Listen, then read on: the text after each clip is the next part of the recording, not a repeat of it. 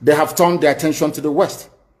They are forcibly occupying their land and telling them that they cannot do anything about it. A whole presidency in a country openly and brazenly supporting terrorists. All of you watching and listening all over the world, you know that Miyetti Allah is a terrorist organization. You know that. They have killed. They have said that Benue State is theirs for the taking as a spoil of war. All of you are aware of it. You know what they are doing. Anywhere you have Fulani headsmen, terrorists for that matter, they tell you, oh, they are pastoralists. They are allowed to do their businesses in the forest. All of you are aware of it. But you kept quiet, hoping that somehow Tinubu will emerge as the president, or an Igbo man will come as the president, and your family will start enjoying. But in the meantime, you have no more farmlands, you have no more forests, you have nowhere you can call your own home. The same stupidity exhibited by Hausa peasants that enabled Fulani to take Sokoto from them, that enabled Fulani to take Katsina from them, that enabled Fulani to take even Kanu from them. Every Hausa land is occupied either by a Fulani emir or a Fulani governor. Some of you don't want to reason, you don't ever learn that the main aim of Fulani is to conquer your land and enslave you. Look at Hausa people today. As I wrote yesterday, they are worse than a discarded tissue paper. They are worth nothing. Only their language is what is relevant in their lives. Everything else is lost. All of you are repeating the exact same mistakes that the Hausas made. That is why they are in trouble. And that is why they can never ever come out of it. They are all suffering from what I would, an advanced version of the Stockholm Syndrome. Can you imagine that these people came into their land and took it over and they cannot do anything about it? Hausa is gone. It took Fulani very many years before they came out of their shell to say we are Fulani. Remember before, many years ago, they told you we are Hausa Fulani. We are Hausa Fulani. Because that time, their subjugation of the Hausa race hasn't been completed. Now they have completed it. Have they not completed it? And what is happening right now? I ask you what is happening now. Fulani have now come out to tell you we are Fulani people. Is that not what they are saying now? They are not telling you we are Fulani. No more Hausa Fulani. What does that tell you? That the Hausa race no longer exists. Do you want the same thing to happen to you? Do you want the same thing to happen to your families, to your villages? Do you want your towns, let's say Ogbomoso, to be renamed into a Fulani name? Do you want Onisha to answer a Fulani name? Forget all the nonsense about unity of Nigeria. All they are uniting against is your common interest.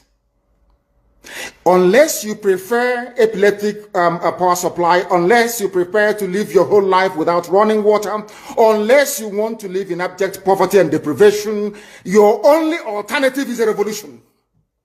Let nobody discourage you. All the countries of the world doing very, very well, they all went through a revolution. You must go through it. If you don't go through it, you can never ever survive as a people. Fulani will take you over. As simple as that. This very day, we are making it known to the whole world that the Muslim extremist dictatorship masquerading as a secular democratic government must be demolished.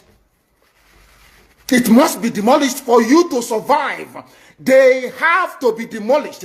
If you do not demolish them, your lives will end very, very miserably. I assure you.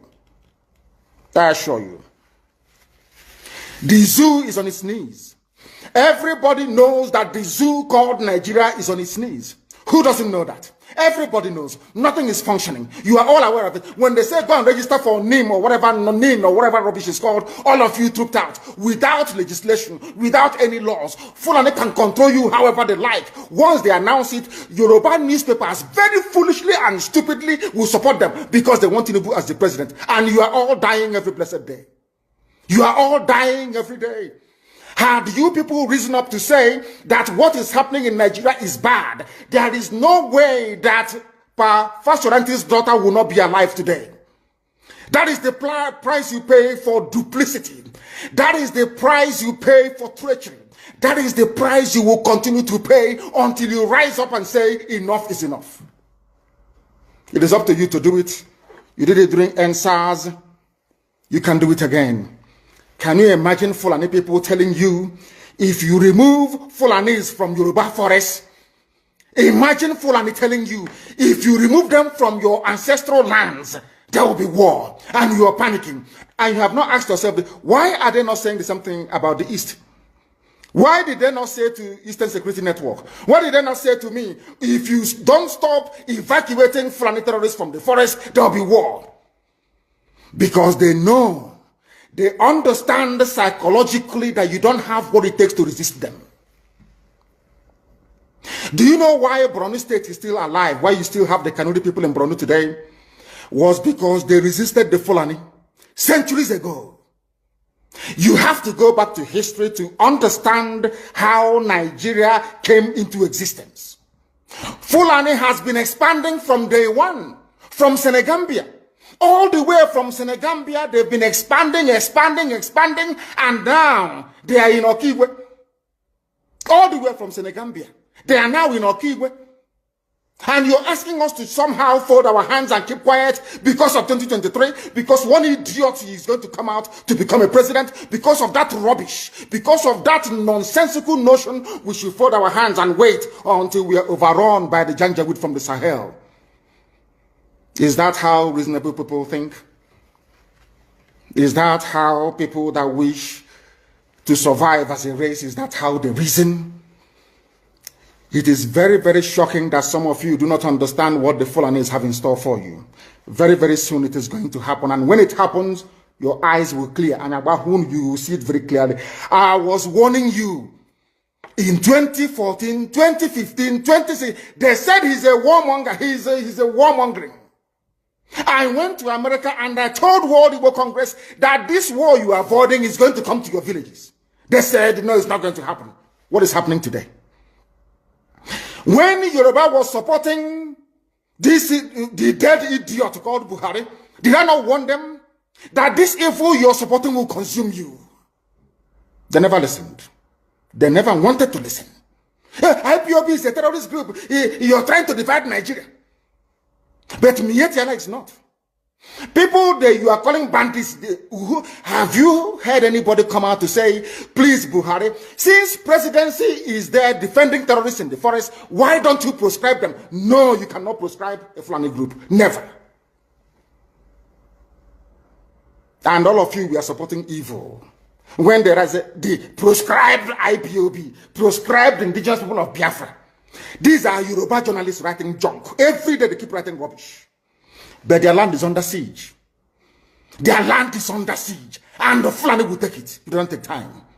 So I am here today to encourage them that they must stand tall and be very strong, resolute. That is what Fulani does. They control the media. They have well-paid consultants all over the world doing their bidding for them. They have that woman at UN trying to lobby the world that everything is okay in the zoo called Nigeria. But you and I know that the zoo is not okay. You and I know the game plan of the Fulani. And what are you doing about it? Nothing. Every day you read, you lament, you complain. Every day you read, you lament. And that's all you do. That is all you do. You read, you lament, you complain. You do nothing about it. Your lives are being taken away from you. Your forests are being occupied. Your mothers are being raped. Your daughters are being abducted. And the whole national government, presidency, is supporting such people. And you're telling me that Nigeria is viably sustainable. Is that what you're telling me? That somehow this contraption is sustainable, it is viable. It can never be. Because the more you stay in one Nigeria, the more you are inviting the Fulanis to take over your ancestral lands, to take over your villages, and to make life a misery for you. That is the end game. That is the outcome. If you doubt me, go and do a bit of research. Ask yourself, who are the Hausa people? Who are the Nupe people? Who are the Bachama people? All of these people were steamrolled by the Fulani march to the Atlantic Ocean. And now they're in Yoruba land. They're in their forests. They are in their forests. And who is going to drive them away from there? If not the Yoruba youths. Forget about your useless governors. Your elders are very strong. I love Yoruba elders. The way they behave, the way they talk. Very, very strong. They said they support Akeredolu.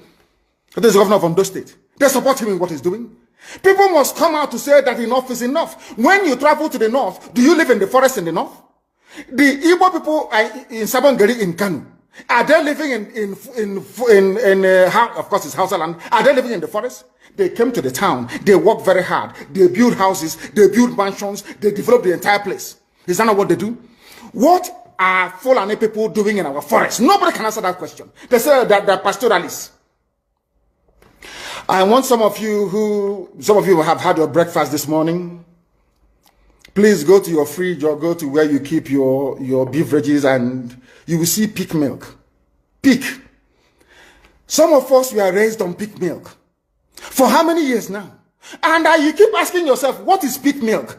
Pig milk is the same milk that the cows produce in Holland can be produced in the zoo.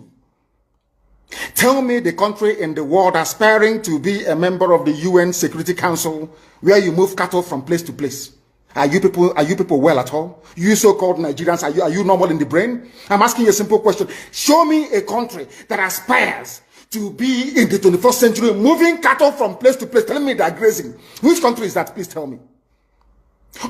All of you don't have any shame. When you have people, an entire presidency coming out to defend a very primitive, archaic agricultural practice, then you know you embrace serious mess. You are in one almighty trouble, I'm telling you.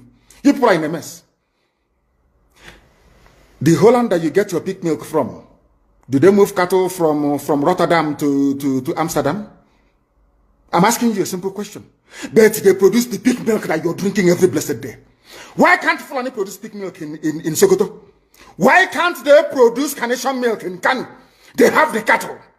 Before the white man came, did you see any Fulani in your forest? All these people talking rubbish about movement of cattle and movement of... I'm asking you, before Britain came and handed over Nigeria to Fulani, ask your grandfathers, please, or your grandmothers.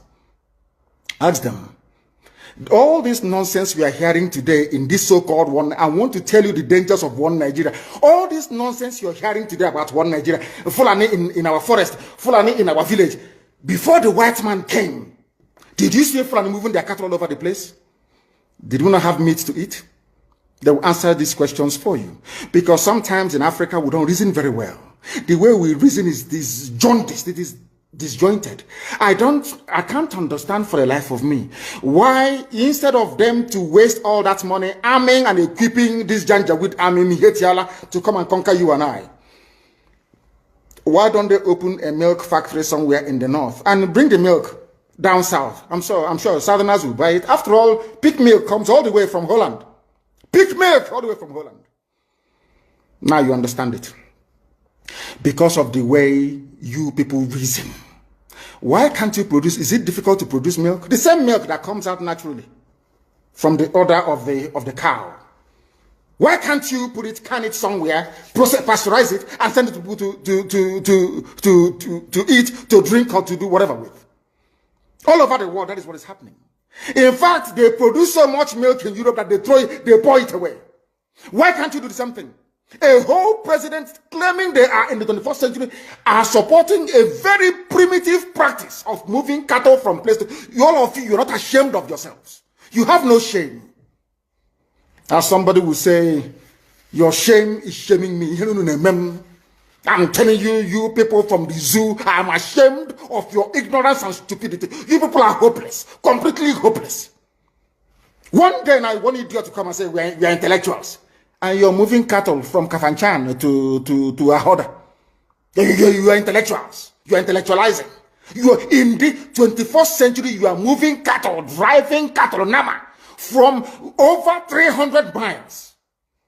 It's claiming Yoruba forest is a place for you to be in. You want to relax, Yoruba forest. Every Nigerian is free to live anywhere. And do their business anywhere, yes? But when an Igbo man tries to sell beer in Kanu, you destroy it. You destroy their businesses, you destroy their hotels, but you can come down to the south and live anywhere you like and graze anywhere you like. And you're telling me that is a country, that is one Nigeria for you? The Fulanis we are talking, they call them the Funa movement. Our attention has been drawn to a decree credited to one Rotimi Akeredolu, asking Fulani people who have occupied some forests in Ondo State to quit. We are also aware of another incident in Oyo State where an illiterate political talk gave quit notice to Fulani people to leave their territories, which are now their irreversible homes. Are you listening? Fulani are now saying that Yoruba forest is now their irreversible homes. They have now occupied Yoruba land in perpetuity. And I want to let my Yoruba friends understand this. You see, in life, anytime you support evil, evil will come back to haunt you. All of you never knew that IPOB and this Biafra movement was for your liberation. Some of you saw maybe the oil and gas from Biafra land. If they go now, we'll have access to oil and gas. In the process of having your eyes fixated on oil and gas, your forest is gone. Do you understand it? There is nothing more precious in life than freedom. Freedom is very important. And I need you to understand this very morning. Every Yoruba person supporting Fulani, you are setting up yourself to become like the Hausa people. Remember when Hausa was supporting Fulani? We are Hausa Fulani. We are Hausa Fulani. Where are the Hausa people today? I ask you. Where are those Hausa people today? Do you see them anymore? Those saying we are Hausa Fulani. We are Hausa Fulani. Do you see them again today? Do you see them? I'm asking you. No. Because Fulani have completely overwhelmed them. It's called emasculation. Completely emasculated them. Look at what they're doing in the East. In the East, they come to the East, I will tell you, oh, you want to be the president or vice? Yeah. They say, give us land for Rugga. They give them land. I saw Joseph Okado did that law, Banta. They have taken it over in forever and ever. Give us land in your state. Hope of them prove to us that you are our stooge. Give us land in Olo. Hope of them will give them land in Olo. We can go and kill people in Obibo. We can kill for them.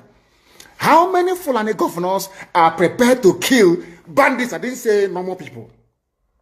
I'm talking about armed, dangerous bandits. How many Fulani governors? Go and read your newspapers, you will see it there. Fulani governors are negotiating with them, giving them arms, giving them vehicles, making sure that their life is no longer a misery. But they come down to the south. They tell you, give us land for Rugga. Go and kill your people to prove to us that you're one Nigerian. That was why Obi also was talking rubbish. Was talking, was it yesterday or 2 days ago. Supported by the BBC. The problem you people have in Nigeria is this. Your journalists, you see people, Punch newspaper, Tribune, Vanguard, and Nation, they are your second worst enemies. I'm telling you the truth. They can never, ever be objective in their reportage. Never, ever, ever. That's why all of you are suffering. But you don't know it. They were the same people used to scuttle the NSAS protest. Of course, some of you went about looking for Indomie in warehouses. Typical black people. Any revolution that is coming now, you must stand very firm. They'll say, oh, you're Igbo. Oh, you're Yoruba. Oh, you are from Europa. Don't join them. It's our turn in 2023. If you do this, you will scuttle our chances of becoming the president